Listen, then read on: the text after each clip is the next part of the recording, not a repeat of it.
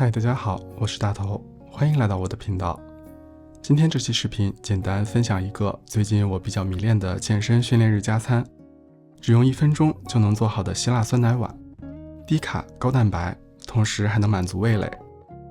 我选择用脱脂的希腊酸奶，超市也有2%乳脂款，我觉得那2%的脂肪对口感和味道的提升微乎其微，用脱脂的反而能给后续调味留些卡路里的空间。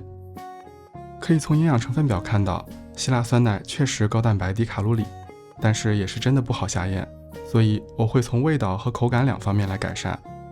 既然是快手加餐，当然就是用一些方便快捷的调味方法。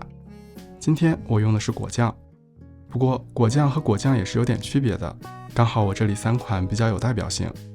第一个是无糖果酱，卡路里低，配料表也都会用额外的添加剂来替代糖的天然防腐与增稠的作用。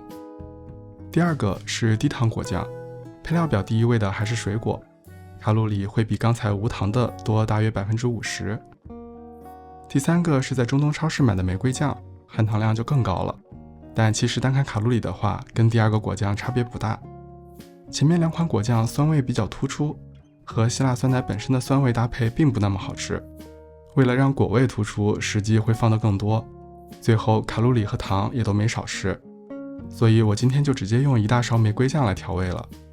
如果你要问这跟直接放糖有什么区别的话，那当然是只放糖就少了玫瑰的香气和味道。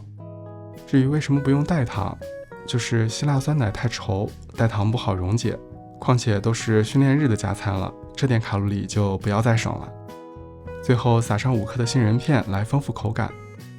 相比于用整颗坚果，碎的坚果能在用量少的前提下，保证每一口都有酥脆的口感。这样一碗20克蛋白质，饱腹感强，酸甜可口，且不到200卡的加餐就做好了。那今天的视频就是这样了，喜欢的话不要忘记点赞、评论并关注我的频道。我是大头，我们下期再见。